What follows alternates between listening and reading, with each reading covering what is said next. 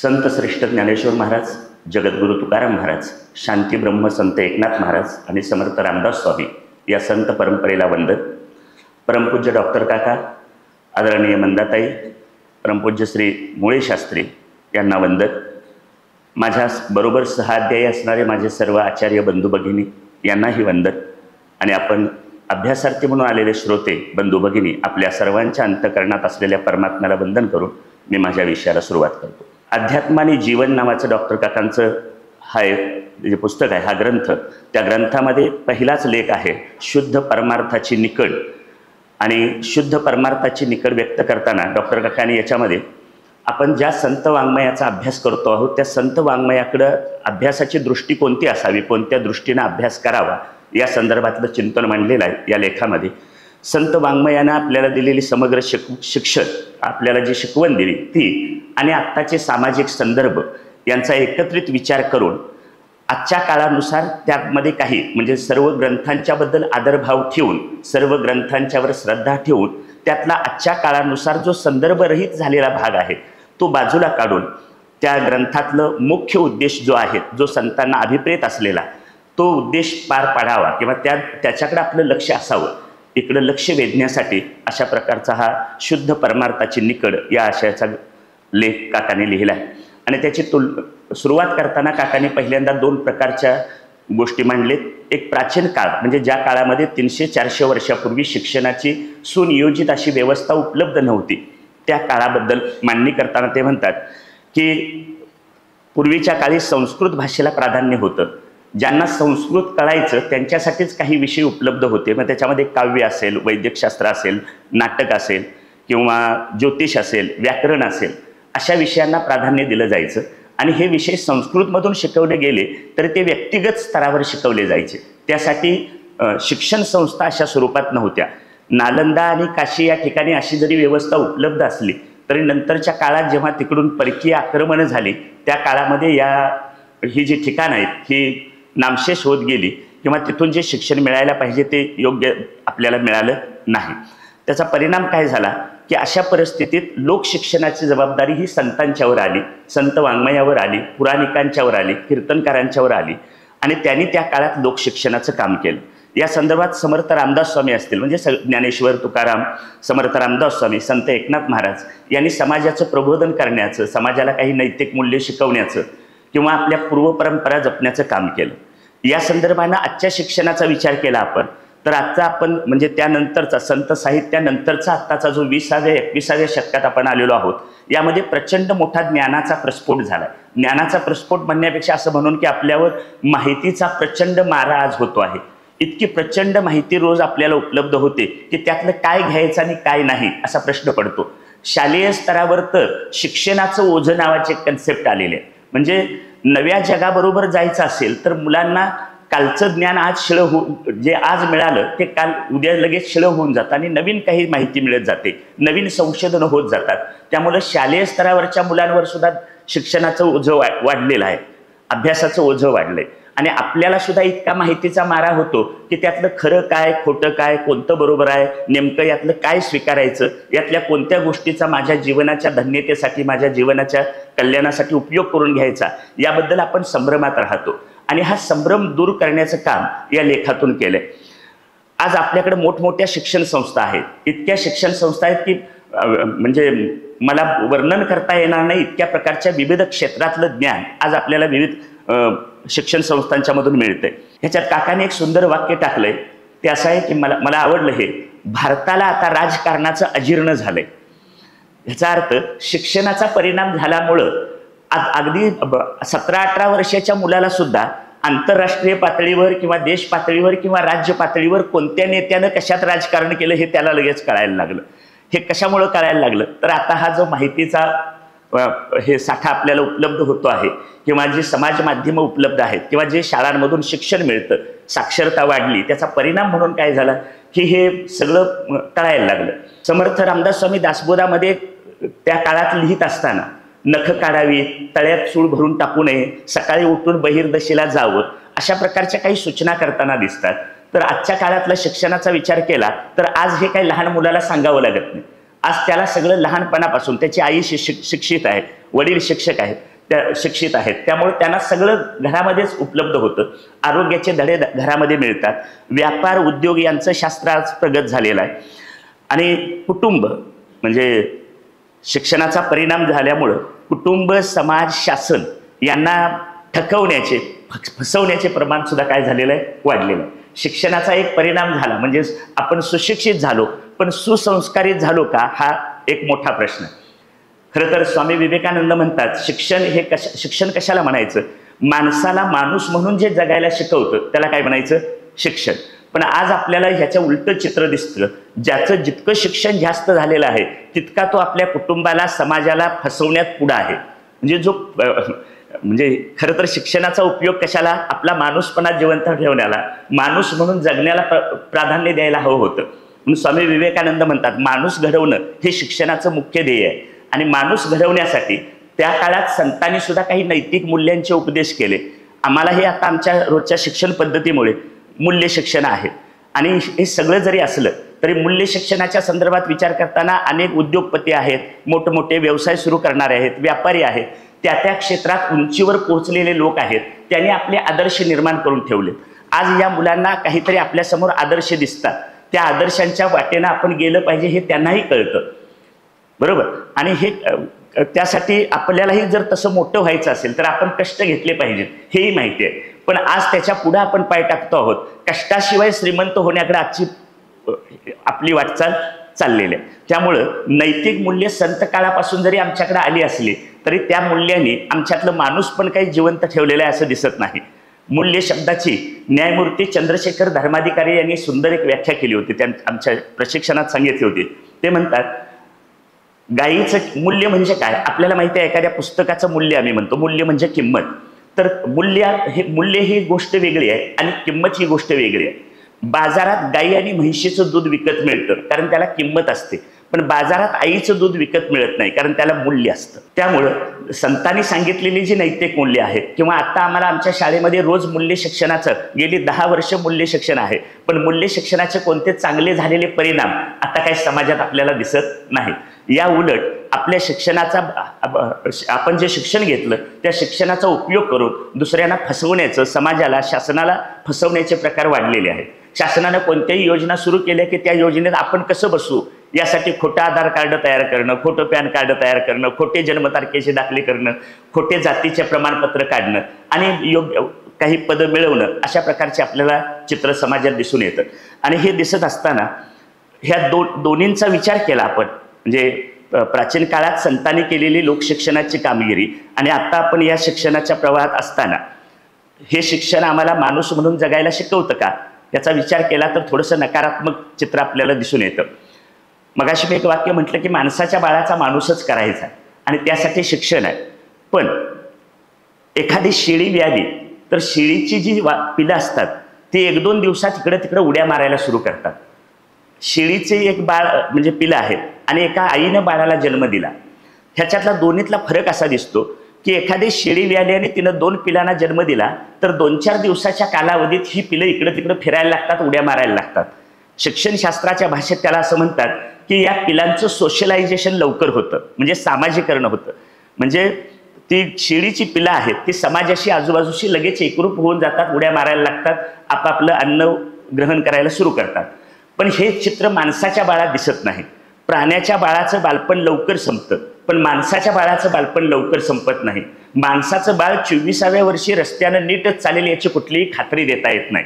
म्हणून माणसाच्या बाळाचा माणूसच व्हावा, त्याचं जनावर होऊ नये, त्याचा एखादा प्राणी होऊ नये, यासाठी शिक्षणाची व्यवस्था केलेली आहे. मग ही शिक्षणाची व्यवस्था आपल्याला म्हणजे दोन्ही प्रकार आपण बघितले की एक प्राचीन काळातला भाग आहे आणि आधुनिक काळातला. मग या 2 कालखंडांची आपण तुलना केली तर काकांनी याच्यामध्ये दासबोधाचा संदर्भ मांडलाय आणि अतिशय एक छोटे आणि लहानसा लेख आहे. पण आपण जर हाच लेख सर्व संत वाङ्मयाला वापरला तर आपल्या अभ्यासाच्या दृष्टीने उपयोगी पडू शकेल. ही जी प्राचीन काळातलं शिक्षण आणि आता आधुनिक काळातलं शिक्षण आहे याची तुलना केली तर संत वाङ्मयाचा अभ्यास करताना आपल्याला मुख्य हेतू आणि अवांतर हेतू यांचा विचार करावा लागतो असं मत मांडलंय. मुख्य हेतू आणि अवांतर हेतूचा काय विचार करायचा, ज्या काळात संतांनी आपली कामगिरी केली किंवा समाज प्रबोधनाचं काम केलं तेव्हा संत साहित्यात त्यांचे जे विचार आले त्याची येण्याची 4 कारणं होती. त्यातलं पहिलं कारण असं होतं की तत्कालीन परिस्थितीच्या गरजेतून काही साहित्य निर्माण झालं. काकांनी दासबोधाचे 4 प्रकार केले त्याच्यात. तत्कालीन परिस्थितीच्या गरजेतून मेंदूतून उतरलेला दासबोध, समाज प्रबोधन करण्यासाठी वाणीनं सांगितलेला दासबोध, परंपरा सांभाळण्यासाठी कंठातून आलेला दासबोध आणि अद्वैताच्या निरूपणासाठी हृदयातील अनुभवात भिजून आलेला दासबोध. यातला फरक आपल्याला कळला पाहिजे. यातला खरा दासबोध कोणता? 4 नंबरचा. म्हणजे जो अद्वैताच्या निरूपणासाठी हृदयातील अनुभवात भिजून आलेला जो दासबोध आहे तो खरा. कारण समर्थ रामदास स्वामी स्वतःच अद्वैताचं निरूपण ज्याच्यामध्ये नाही त्याला ग्रंथ मानायला तयार नाहीत. त्यामुळं ग्रंथ कशाला म्हणायचं? तर ज्याच्यात अद्वैताचं निरूपण केलेलं आहे त्यालाच काय म्हणायचं? ग्रंथ. आता संत वाङ्मयाचा एक मुख्य हेतू आहे, म्हणजे तो दासबोधाचा असेल किंवा ज्ञानेश्वरी गाथा भागवत असेल. संत वाङ्मयाचा मुख्य हेतू असा आहे, समर्थ म्हणतात, जो ये ग्रंथीचा विवेक विवंचुनी पाहे साधक तयास सापडे एक निश्चय ज्ञानाचा. कशाला महत्व दिलंय? ज्ञानाला महत्व दिलंय. पहावे आपणासी आपण या नाव ज्ञान. ज्ञानेश्वर महाराज म्हणतात, एथ अविद्या नाशे हे स्थळ तेने मोक्षोपादान हे फळ या दोहीचे केवळ साधन ज्ञान. किंवा आणखी एक ठिकाणी म्हणतात, तरी परमात्मा ऐसे जे एक वस्तू दिसे ते जया दिसे ज्ञानास्तव. भगवद्गीता सांगते, नहि ज्ञानेन सदृशम पवित्रमिह विद्यते. तुकाराम महाराज म्हणतात, न करी रे संग राही रे निश्चळ लागो नेदी मळ ममतेचा या नावे अद्वैत खरे ब्रह्मज्ञान अनुभवा वाचून बडबडते. इंद्रियांचा जय वासनेचा क्षय संकल्पाही वरी नये म्हण तुका म्हणे नये जाणीव अंतरा अंतरिया थारा आनंदाचा. आता या सगळ्या प्रमाणांच्यावरून आपल्याला असं दिसतं की ह्याच्यात प्राधान्य कशाला दिलंय? ज्ञानाला. जेव्हा साधक म्हणून आम्ही याचा अभ्यास करतो तेव्हा अभ्यास करताना यात निव्वळ आत्मज्ञानाचाच बोध केलाय हे आपल्याला दिसून येईल. आणि आत्मज्ञानाबरोबर आत्मज्ञानाला आवश्यक असलेली महत्वाची पहिली गोष्ट आहे ती म्हणजे वैराग्य. आणि त्याबरोबर त्याच्या पाठोपाठ येते भक्ती. काका म्हणतात, वैराग्यादी साधनांचा विचार यात प्राधान्यानं मांडलाय. म्हणजे भक्ती, ज्ञान, वैराग्य या गोष्टी सोडून त्यांना ग्रंथातून इतर दुसरं काहीही सांगायचं नाही. म्हणजे भक्ती, ज्ञान, वैराग्य हे सर्व संत साहित्याचे प्रधान आणि मुख्य हेतू आहेत. आणि या तिन्हींचा मुख्य हेतू काय? मोक्ष. देवाचे द्वारी उभा क्षणभरी तेने मुक्तिचारी साधी गेले. सगळे ग्रंथ किंवा आता मगाशी मी जे हे सांगितलं ज्ञानेश्वरी, येथ अविद्या नाशे हे स्थळ तेने मोक्षोपादान हे फळ या दोहीचे केवळ साधन ज्ञान. मोक्षाचं साधन आहे ज्ञान आणि ज्ञानासाठी आवश्यक आहे वैराग्य. त्याच्या बरोबरीने वैराग्य हे साधन आवश्यक आहे आणि भक्ती या साधनाची सुद्धा आवश्यकता आहे. आता मुख्य हेतू बघितला तो म्हणजे आत्मज्ञान. याच्याबरोबर दुसरा भाग केला तो म्हणजे अवांतर हेतूचा. आता या संत साहित्याचा अवांतर हेतू कोणता? अवांतर हेतू जे संत साहित्यात आलेत किंवा आता आपण अभ्यास करतो आहोत तो संत साहित्यात आलेला विषय त्या काळाची गरज म्हणून आलेला होता. आज त्याला प्राधान्य देण्याची गरज नाही. म्हणजे आरोग्य असेल, अर्थकारण असेल, समाजकारण असेल, राजकारण असेल, पर्यावरण असेल, यासाठी हे संत वाङ्मय निर्माण झालेलं नाही. म्हणजे संत वाङ्मयाचा मुख्य हेतू आहे भक्ती, ज्ञान, वैराग्य आणि त्याचा परिणाम म्हणून मोक्ष.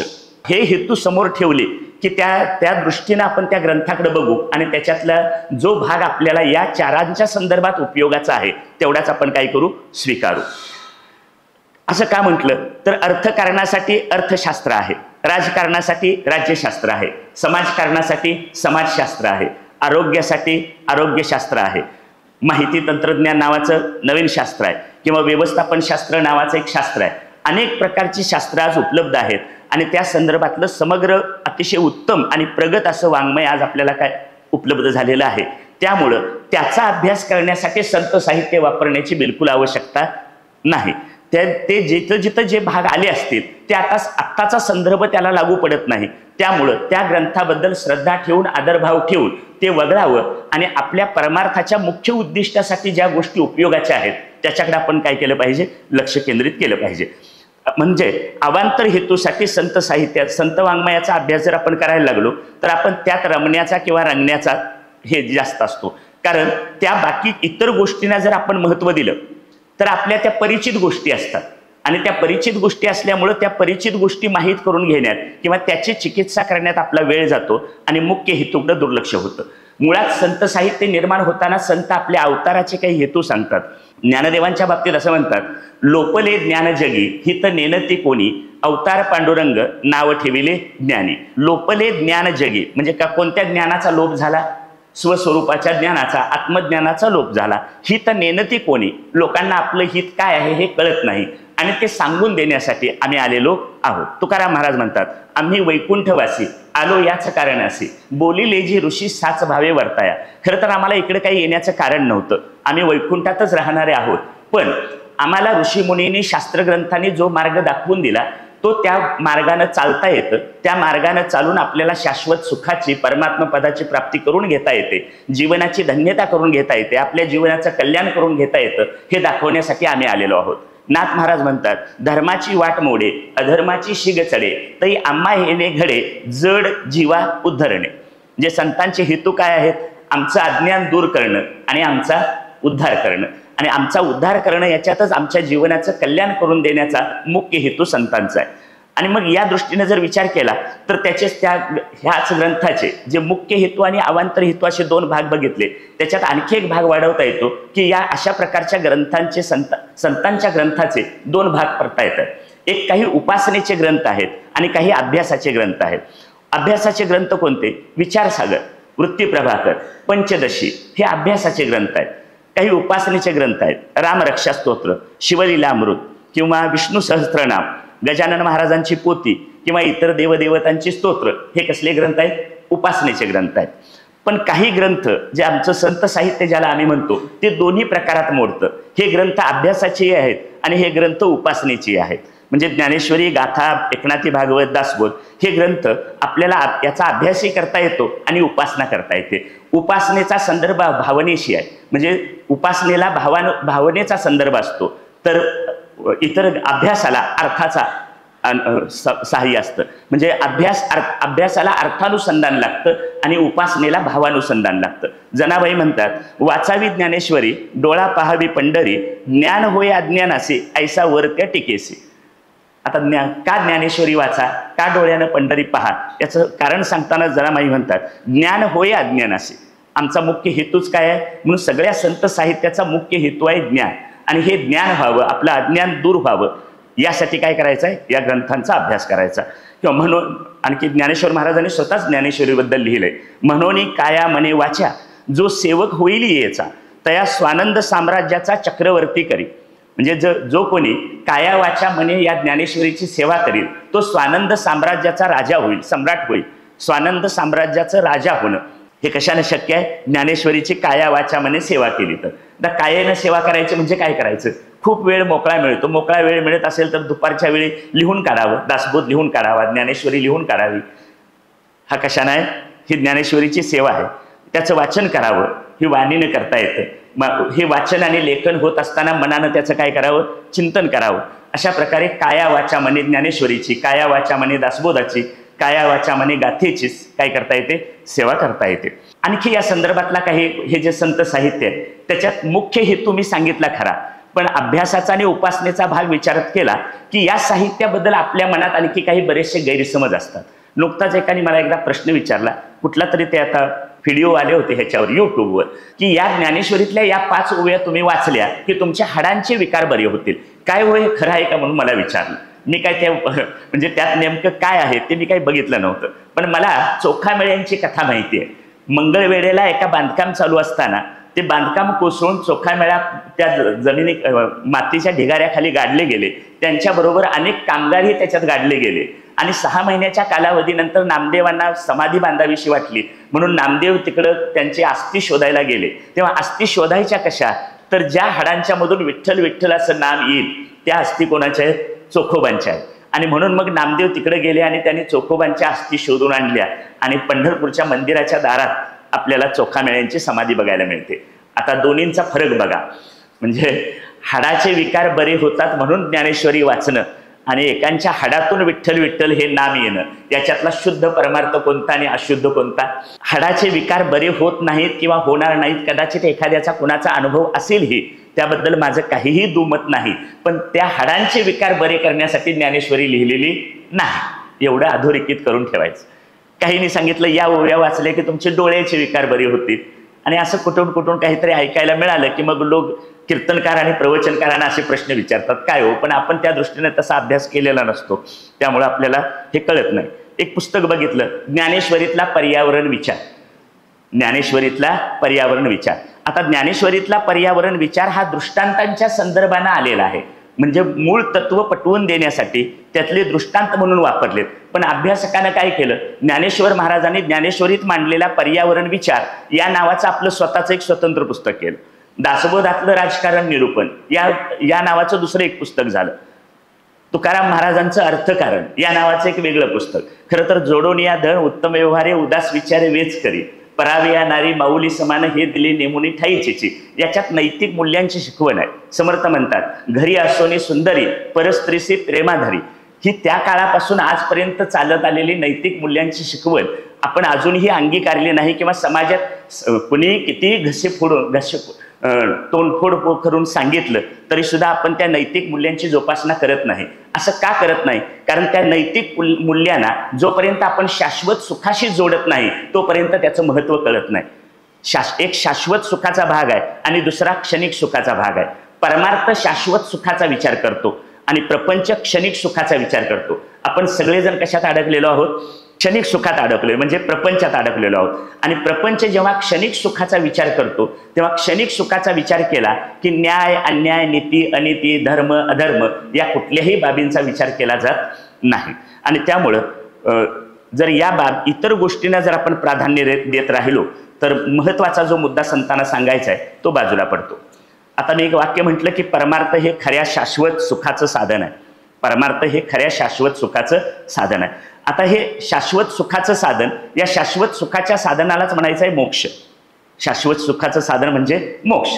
शास्त्रानं त्याची व्याख्या सांगितली, सकल दुःखाची निवृत्ती आणि परमानंदाची प्राप्ती.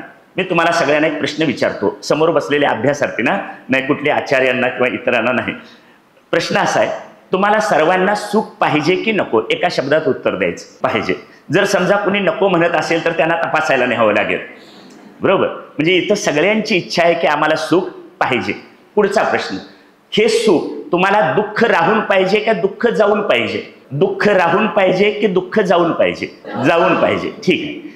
आता गेलेलं दुःख किती दिवसांनी परत आलं तर चालेल? काही येऊच नाही, येऊच नाही, बरोबर? मिळालेलं सुख किती दिवसांनी परत गेलं तर चालेल? जाऊच नाही, बरोबर? आता झालं, यालाच म्हणायचं सकल दुःखाची निवृत्ती आणि परमानंदाची प्राप्ती. म्हणजे आम्हाला सतत काय हवंय? सुख हवंय, दुःख अजिबात नको आहे. दुःख कुणालाही नको आहे पण आल्याशिवाय राहत नाही. सुख सगळ्यांना हवंय पण ते मिळत नाही. आता हे कोडं सोडवायचं असेल तर संतांना शरण गेल्याशिवाय पर्याय नाही. आणि संत साहित्याचा अभ्यास करताना सुद्धा या मूळ उद्देशाकडे आपण दुर्लक्ष होता कामा नये.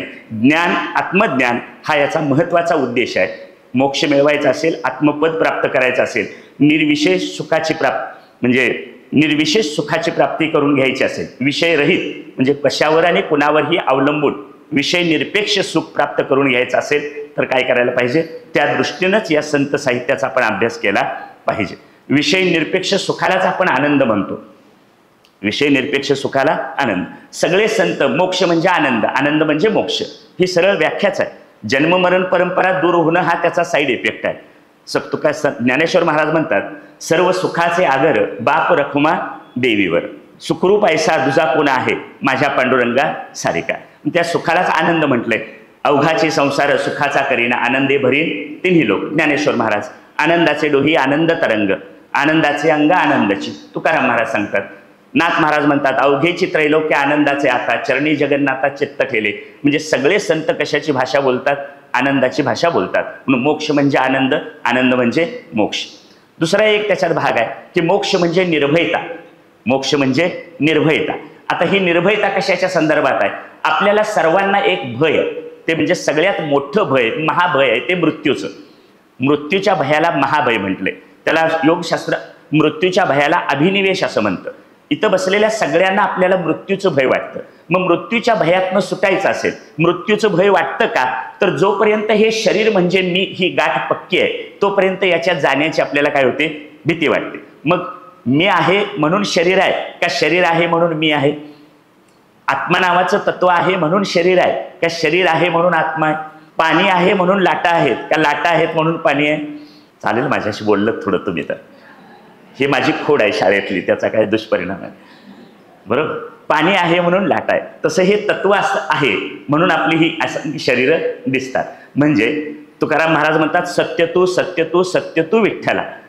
आता हे 3 वेळा म्हटले. 3 वेळा म्हणण्याचं कारण काय? भूतकाळात सत्य तू, वर्तमान काळात सत्य तू, भविष्य काळात सत्य तू. कायाही पंढरी आत्मा हा विठ्ठल. म्हणजे शरीर काल नव्हतं, आज आहे, उद्या असणार नाही, पण त्यातलं आत्मा नावाचं तत्व कालही आहे, आजही आहे, उद्याही आहे, आणि ते मी आहे. या अनुभवापर्यंत आपण पोहोचलो तर मृत्यूची भीती काय होते? दूर होते. आणि असं मृत्यूच्या संदर्भात निर्भय होणं याला काय म्हणायचं? मोक्ष. आणि मगाशी मी म्हटलं जन्म मरण परंपरा दूर होणं हा त्याचा काय आहे? त्याचा अवांतर परिणाम आहे. जेव्हा म्हणजे जन्म मरण परंपरा दूर करणं, खरं तर तुमच्या आमच्यासारखे आता जन्माला आलेले जे लोक आहेत त्यांना काही जन्म नको म्हणता येत नाही. ज्ञानदेवांची ओळी आहे, जो मज होय अनन्य शरण, तयाचे निवारेन मी जन्म मरण, या लागी शरणागता शरण मीच ऐकू. आता एकदा जन्माला आलेलो आहोत, त्यामुळे आता जन्म नको म्हणता येत नाही, पण जन्माला आलोय तर पुढचं एक काम करावं लागेल. ज्ञानदेवांची उभी आहे, देहाच्या गावा आली या ना म्हणून जन्म मृत्यूचा सोहळा, ना म्हणू नये धनंजया जियापरी. एकदा या शरीराच्या गावाला आलो की हे दोन्ही सोहळे साजरे करावेच लागतात. मी जन्माचा तेवढा सोहळा साजरा करीन आणि मृत्यूचा सोहळा करणार नाही असं म्हणता येत नाही. मग जन्म मरण परंपरा दूर करण्यासाठी आमच्या सगळ्या आरत्यांमध्ये सुद्धा काही उल्लेख केलेले आहेत. दुर्गे दुर्गड भारी तुझविन संसारी, अनाथ नाते आंबे करुणा विस्तारी. म्हणा पुढं, वारी वारी जन्म मरणाते वारी. दत्त येऊनी या उभा ठाकला, सद्भावे साष्टांग प्रणिपात केला, प्रसन्न होऊनी आशीर्वाद दिदला, जन्म मरणाचा फेरा चुकविला. आम्ही आरतीचे प्रिय आरती म्हणणारे रोज अगदी असतो, त्यामुळे आरतीत सुद्धा मोक्षाची सोय आहे हे आम्हाला काय केलंय? दाखवून दिलंय. आणि त्याचा विचार करत करत आपल्याला मुख्य आनंदापर्यंत काय करायचं आहे? पोहोचायचं आहे. आता मी मगाशी म्हटलं की परमार्थ हे अशा शाश्वत सुखाचं किंवा आत्मसुखाचं, सर्व सुखाचं मुख्य साधन आहे आणि ते वैराग्याशिवाय हाती लागत नाही. त्यामुळे वैराग्याचा विचार संत साहित्यात येतो. वैराग्य, वैराग्य म्हणजे काय? वैराग्य शब्दाचा अर्थ आहे आसक्तीरहित अवस्था. समर्थ म्हणतात वैराग्य परते नाही भाग्य, वैराग्य नाही ते अभाग्य. वैराग्यासारखं मोठं भाग्य नाही. किंवा ज्ञानेश्वर महाराज म्हणतात विरक्ती वाचून काही ज्ञानासी तगण्याची नाही. आता वैराग्यासाठी कुठं रानावनात जाण्याची किंवा संन्यास घेण्याची गरज नाही. बऱ्याच वेळा वैराग्याबद्दल खूपशे गैरसमज आपल्या मनात असतात, त्यामुळे वैराग्याची भीती वाटते. डॉक्टर काका म्हणतात वैराग्य माणसाला निर्भय बनवतं, पण निर्भय बनवणाऱ्या वैराग्याचीच माणसाला फार भीती वाटते. कारण वैराग्याची व्याख्या आपण काय केली? चांगले चुंगले कपडे घालायचे नाहीत, म्हणजे सुंदर कपडे घालायचे नाहीत, चवी रवीचं काही खायचं नाही, अशा आपण त्याबद्दलच्या कल्पना. किंवा एखाद्या कामधंदा करायचा नाही म्हणून काका माळ घालताना सुद्धा सांगतात सगळं काम करायचं म्हणून. नाहीतर आता म्हणतात माळ घातली की हाता महाराज झाला, आणि जो महाराज झाला की त्याने काही काम करायचं नसतं. असे काही त्याबद्दलचे आणि चुकीचे प्रवाद आहेत. त्यामुळं चांगले कपडे वापरायचे नाहीत किंवा बेचव अन्न खायचं, कामधंदा करायचा नाही असा वैराग्य शब्दाचा अर्थ नाही. अगदी सोपा अर्थ, भोग मिळाले तरी चांगला आहे, भोग नाही मिळाले तरी चांगला. अशी जी समबुद्धी आहे या समबुद्धीलाच वैराग्य म्हणतात. वैराग्याच्या खूप व्याख्या काकाने ठिकठिकाणी सांगितल्यात. वैराग्य म्हणजे त्याग. त्याग शब्दाचा अर्थ आहे एक वस्तूचा त्याग आणि दुसरा संग त्याग. वस्तूचा त्याग म्हणजे घरदार पत्नी मुलं बाळ यांना सोडून गेला, त्याला म्हणायचं वस्तूचा त्याग. आणि दुसरं घरदार पत्नी मुलं बाळ या सगळ्यांच्यात राहिला पण त्याला मी आणि माझं म्हणून चिकटला नाही, याला काय म्हणायचं? संग त्याग. तुकोबा म्हणतात न करी रे संग, राही रे निश्चळ, लागो नेदी मळ ममतेचा. असंगोयम पुरुषा.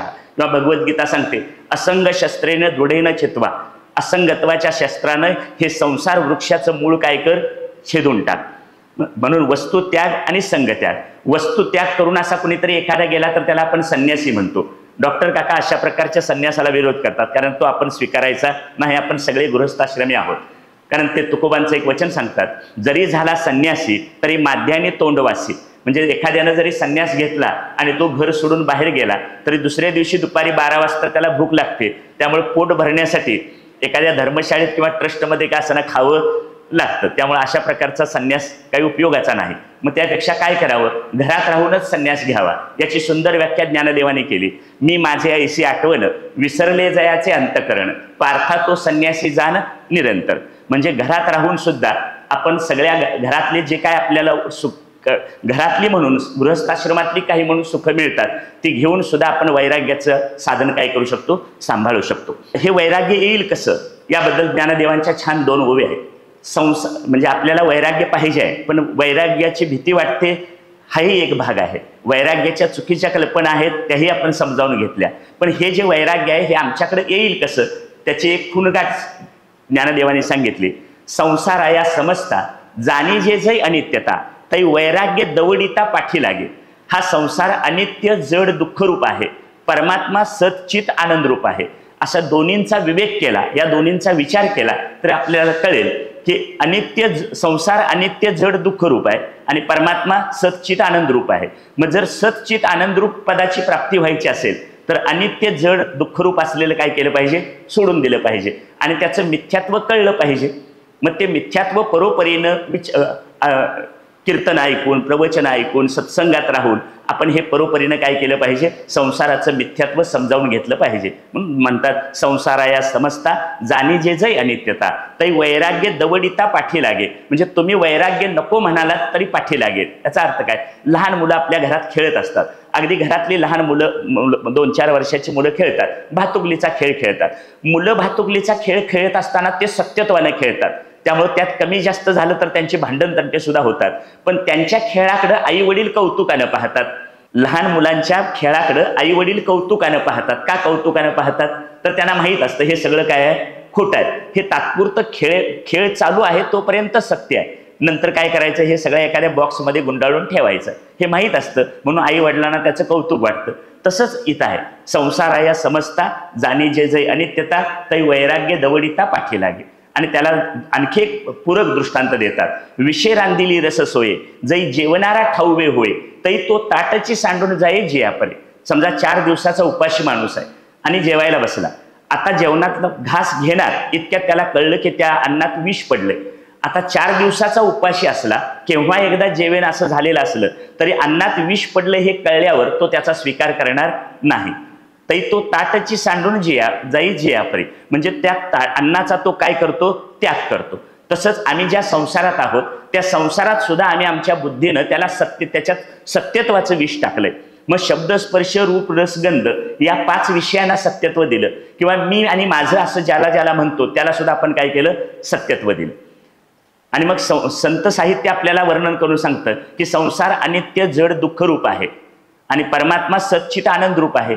एक व्यवहारातली म्हण आहे, कुछ पाने के लिए कुछ खोना पडता है. मग सर्वश्रेष्ठ काहीतरी मिळवायचं असेल, आनंदाचे डोही आनंद तरंग या अनुभवापर्यंत पोहोचायचं असेल तर संसारातल्या क्षणिक सुखाचा काय केला पाहिजे, त्याग केला पाहिजे. या त्यागालाच काय म्हणायचं, वैराग्य. रामकृष्ण परमहंस आणि स्वामी विवेकानंद यांच्या संवादातला एक प्रसंग आहे. गंगा नदीच्या काठावर एक नाव उभी होती. संध्याकाळची वेळ 7-7:30चा सुमार होता, अंधार पडलाय.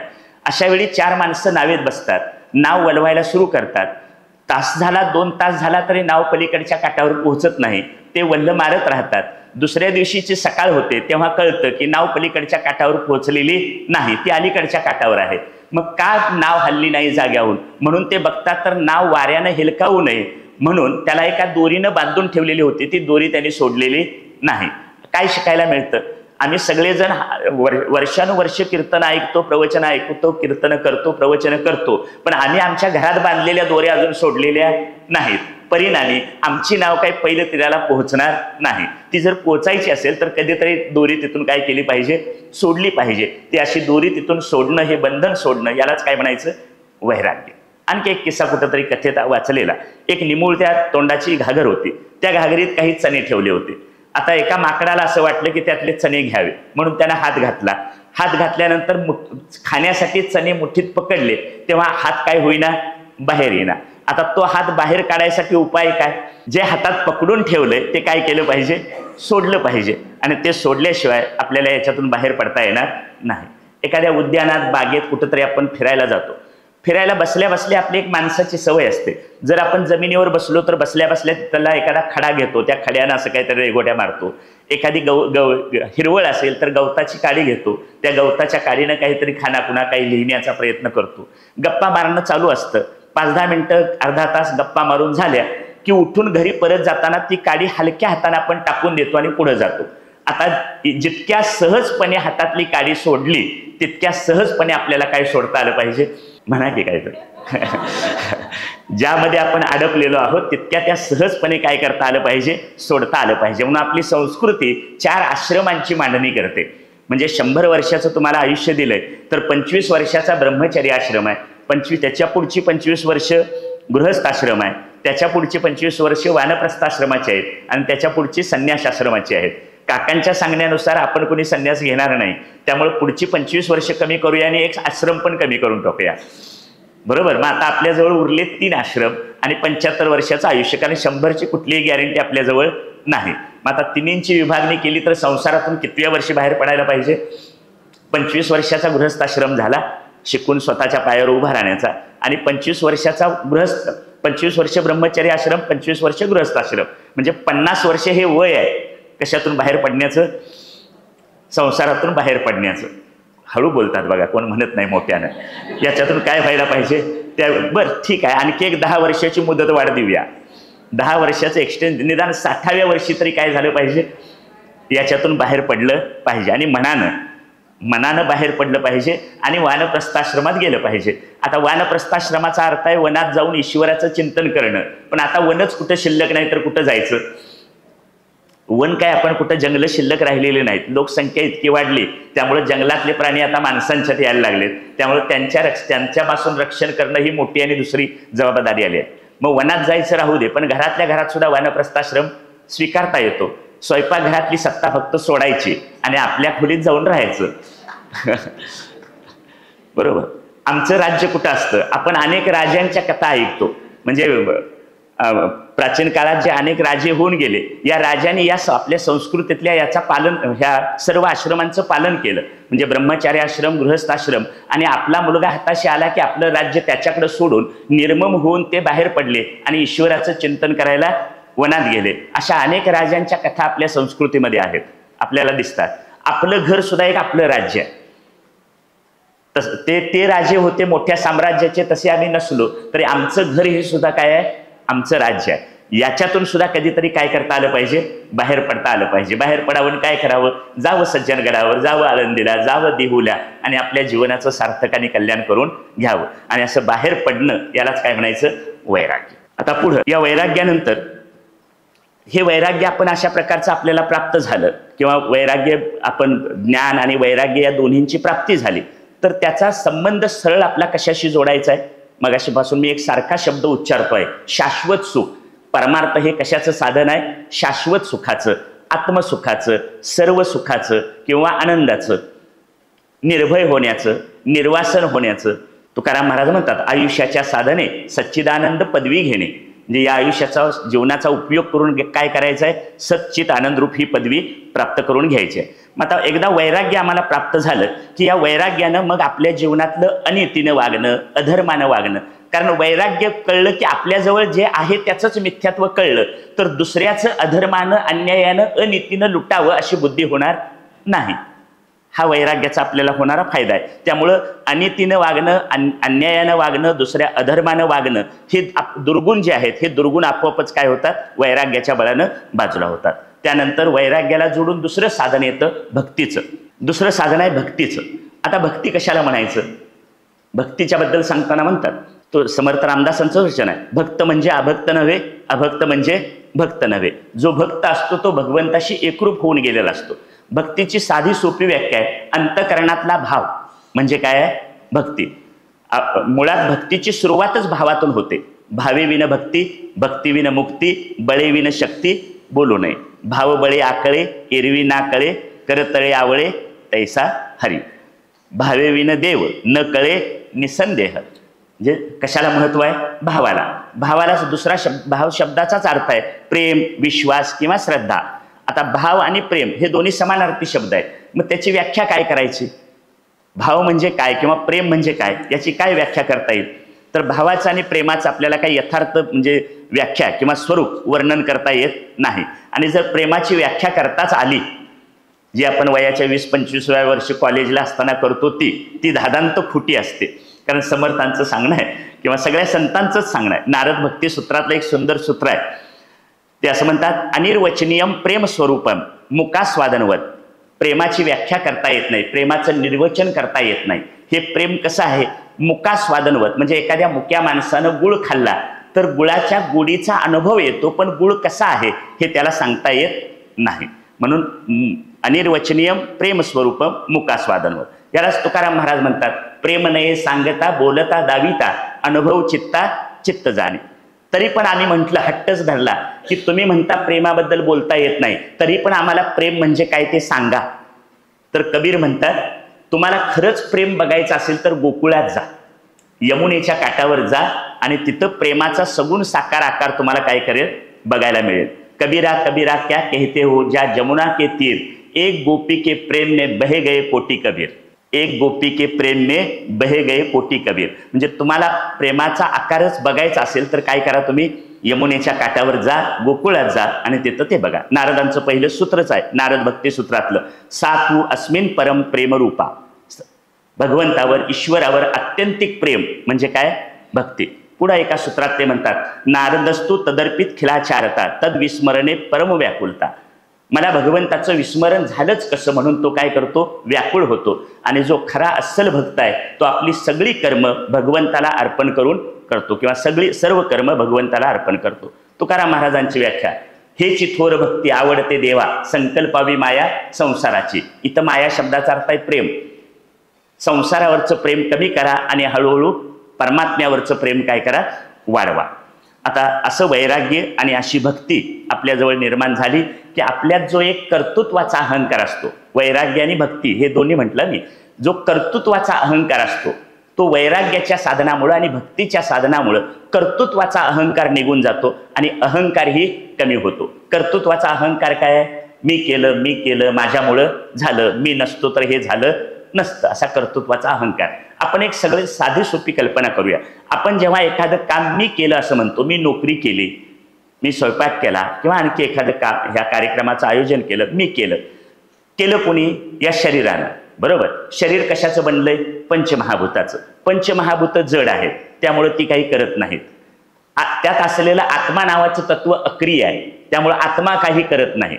शरीर जड आहे म्हणून काही करत नाही, आत्मा अक्रिय आहे म्हणून काही करत नाही. मग केलं कोणी, त्या करणारा मी कोण आहे. शरीर ज्या पंचमहाभूतांनी बनले, ही पंचमहाभूत ज्याच्या ताब्यात आहेत, हे कर्म करण्याची बुद्धी ज्यानं मला दिली, ही बुद्धी ज्याच्या ताब्यात आहे, आणि कर्म करण्याची प्रेरणा ज्यानं मला दिली, ती ज्याच्या ताब्यात आहे, त्या ईश्वरानं काय केलं, हे सगळं माझ्याकडून करून घेतलं. ईश्वरा सर्वभूताना हृदयेषुर्जुन तिष्ठती. किंवा तुकोबांचा छान अभंग आहे, चाले हे शरीर कोणाची या सत्ते, कोण बोलविते हरिविन, देखवी ऐकवी एक नारायण, तयाचे भजन चुकू नको. वृक्षाचेही पान हाले त्याची सत्ता, मग ती अहंता राहील कोठे. झाडाचं पान त्याच्या सत्तेनं हलतं, मग मी काम केलं याच्यात कोण राहिलं, ईश्वर आपल्याकडून हे करून घेतो आणि ईश्वर माझ्याकडून हे करून घेतो असा भाव निर्माण झाला की काय होईल, आपोआपच कर्तृत्वाचा अहंकार म्हणजे मी करता आहे ही कर्तव्य भावना, कर्तृत्वाचा भ्रम निघून जातो आणि त्याबरोबर अहंकार सुद्धा कमी होतो. अहंकार काढणं खूप अवघड आहे, अहंकार काढणं सुद्धा खूप अवघड आहे, सहजासहजी जात नाही. पण अहंकाराचा संबंध जर शाश्वत सुखाशी जोडला, आपण मगापासून ज्या ज्या संकल्पना बघितल्या, वैराग्याचा संबंध शाश्वत सुखाशी आहे, ज्ञानाचा संबंध शाश्वत सुखाशी आहे, भक्तीचा संबंध शाश्वत सुखाशी आहे, अहंकार काढून टाकण्याचा संबंध शाश्वत सुखाशी आहे आणि कर्तृत्वाचा भ्रम काढून टाकण्याचा संबंध कशाशी आहे, शाश्वत सुखाशी आहे. नैतिक मूल्यांचं पालन करण्याचा संबंध सुद्धा शाश्वत सुखाशी आहे. म्हणजे शाश्वत सुख, आत्मसुख, सर्व सुख हे जर आपलं ध्येय असेल तर या सगळ्या साधनांचा आपल्या जीवनात उपयोग करता येतो. आणि ही साधनं आपल्याला कशातून मिळतात, संत साहित्यातून मिळतात. समर्थांचं वचन आहे, नरदेहाचे निसंबंधे बहुत पावले उत्तम पदे, अहंता सांडून स्वानंदे सुखी झाले. आता ते पद म्हणजेच उत्तम पद आहे. किंवा ज्ञानदेव म्हणतात, हा विचारूनी अहंकारू सांडीजे तरी अस्तीच वस्तू होईजे, आपली स्वस्ती सहजे आपण केली. विचारपूर्वक शरीरावरचा 3 अवस्थांवरचा अहंकार काय करा, काढून टाका. आणि असा अहंकार काढून टाकला तर असलेली आत्मवस्तू तुम्ही व्हाल आणि आपणच आपल्या जीवनाचं कल्याण केलं असं होऊन जाईल. म्हणून आत्मपद प्राप्त करून घेणं आणि त्या आत्मपदावर मिळणाऱ्या आनंदावर आरूढ होणं, यासाठी दुसऱ्या कुठल्या विषयाची गरज नाही. म्हणून त्याला विषय निरपेक्ष सुख, त्याला आनंद म्हटलं. आणि अशी घटना आपल्या जीवनात घडली तर काम, क्रोध, लोभ, चिंता या सगळ्या गोष्टी आपल्या जीवनातून काय होतात, बाजूला जातात. तुकाराम महाराजांचा व्यक्तिगत मला आवडलेला खूप छान अभंग आहे. पिकलिया सेंद कडूपण गेले, तैसे आम्हा केले पांडुरंगे, काम क्रोध लोभ ठाईच निमाले, सर्व आनंदाची सृष्टी झाली. सेंद नावाचं फळ कच्चं असतं तेव्हा कडवट असतं, पिकलं की गोड होतं. मी पाहिलेलं नाही, तुम्ही पाहिलेलं नाही, त्याचा कुठं त्या सेंद फळ काय उरले काय सापडला नाही. आता आंब्याचा सीझन आहे. आंबे कच्चे असतात तेव्हा आंबट चिंबट असतात, पिकले की मधुर रसाळ गोड होतात. तुकाराम महाराज म्हणतात, मी संसारात होतो तेव्हा या कडवट फळासारखा होतो, पण संसारातून बाहेर पडलो आणि संतांनी सांगितलेल्या मार्गावरून चालू लागलो, पांडुरंगाची भक्ती करायला लागलो, तेव्हा काय घडलं? पिकली या सेंद कडूपणे गेले, तैसे आम्हा केले पांडुरंगे, काम क्रोध लोभ ठाईच निमाले. म्हणजे आमच्या अंतकरणात असलेले हे विकार हेच आमच्या आनंदाचे अडथळे आहेत. काम क्रोध लोभ ठाईच निमाले, सर्व आनंदाची सृष्टी झाली. अशा प्रकारे आपल्या अंतकरणातून काम क्रोध लोभ निघून गेले तर आपल्याला आनंदाचे डोही आनंद तरंग हा अनुभव येईल. हे भक्ती ज्ञान वैराग्य याला धरूनच, म्हणजे आता आपण हे सगळं कीर्तन प्रवचनातून ऐकतो, पण संत एकनाथांनी ह्याच्या संदर्भाने एक सावधगिरीचा इशारा दिला.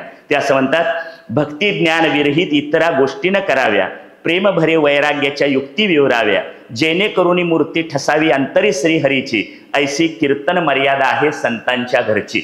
म्हणजे प्रवचनकारांनी सुद्धा भक्ती ज्ञान वैराग्याबद्दलच बोलावं, कीर्तनकारांनी कीर्तन करताना भक्ती ज्ञान वैराग्याबद्दलच करावं, आणि आपण अभ्यासार्थी म्हणून संत साहित्यातल्या भक्ती ज्ञान वैराग्य आणि आत्मसुख या संदर्भानंच अभ्यास करावा. आणि हाच शुद्ध खरा परमार्थ आहे. म्हणून काकांना असं वाटलं की परमार्थातली गढूळता वाढलेली असताना शुद्ध परमार्थ म्हणजे काय याची गरज अधोरेखित करण्यासाठी हा लेख त्यांनी लिहिला. त्या शुद्ध परमार्थाची आवड आपल्या सर्वांच्या अंतकरणात निर्माण व्हावी अशी प्रार्थना करून थांबतो. धन्यवाद.